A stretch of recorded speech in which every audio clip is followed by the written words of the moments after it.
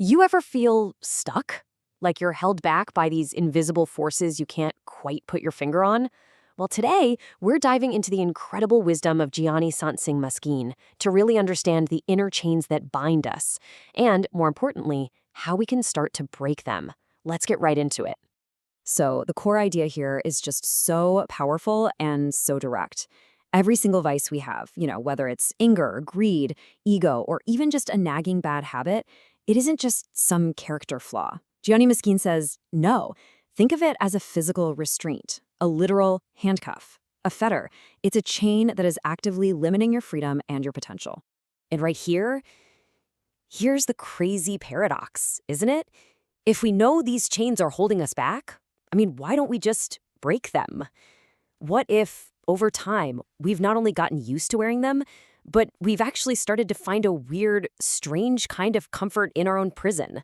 And that gets us right into our first big idea, this very human, psychological tendency we have to get so used to our own suffering that the prison itself actually starts to feel like home.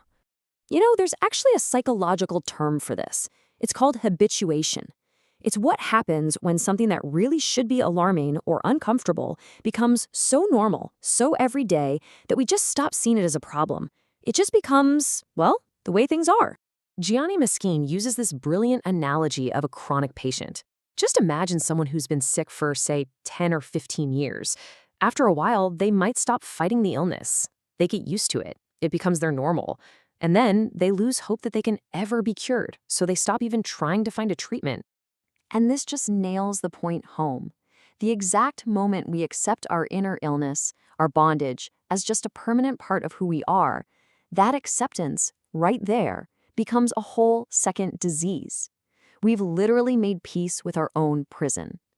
And this idea isn't just a theory, it plays out in the real world in some really surprising ways.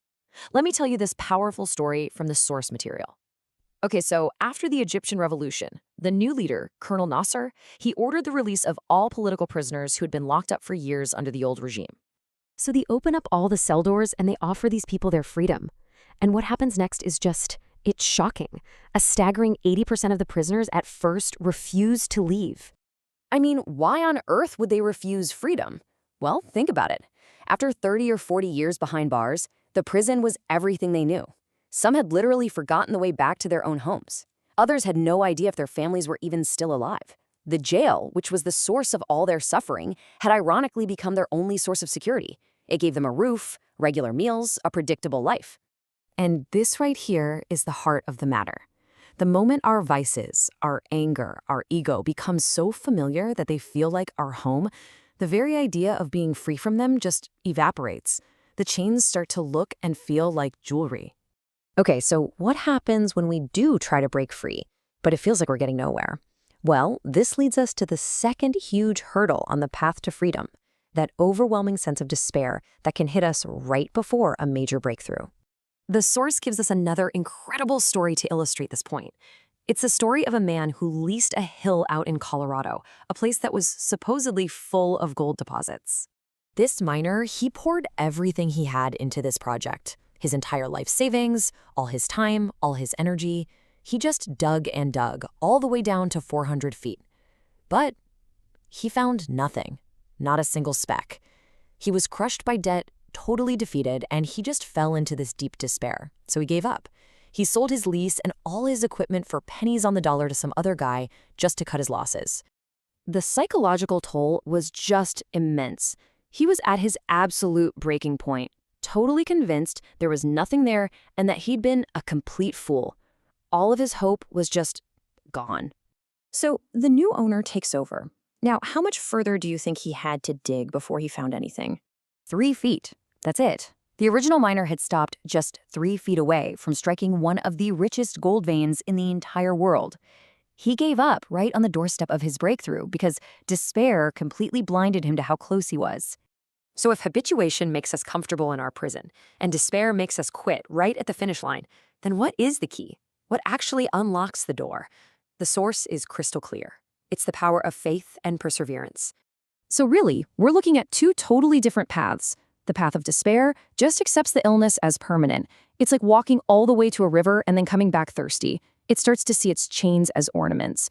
But the path of faith? It keeps digging. It trusts that the medicine is going to work.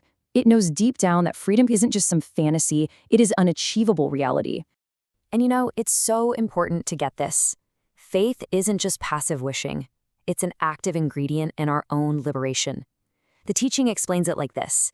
You can have the best medicine in the world, but it only does half the job. The other half has to come from the patient's own belief that they can be healed. Without that inner trust, the cure just can't be completed. And this brings us to the ultimate goal. I mean, why go through all this tough inner work of breaking habits and fighting off despair? What's the final prize? What's the reward? The ultimate fruit of this whole journey is what's known in Sanskrit as moksha, and it's a word that literally translates to liberation or freedom.